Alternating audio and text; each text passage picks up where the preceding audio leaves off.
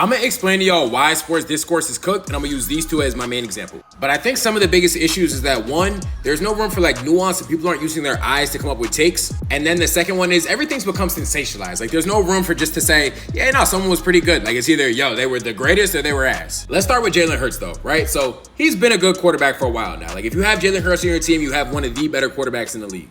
I think most of us would agree though, if you actually watch the games, you notice that there are some flaws and limitations in his game that quarterbacks who people put ahead of him don't really have.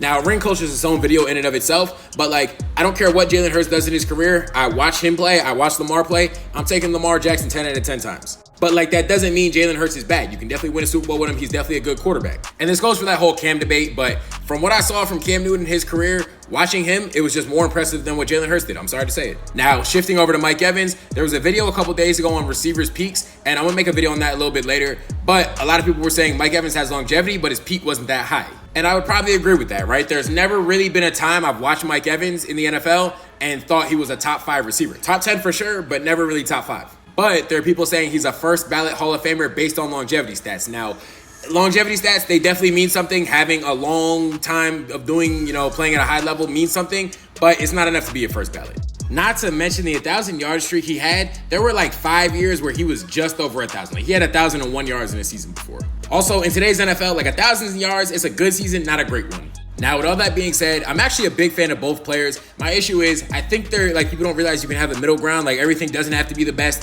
Everything doesn't have to be trash. Like there's room in the middle for a wide range in the middle that players can be.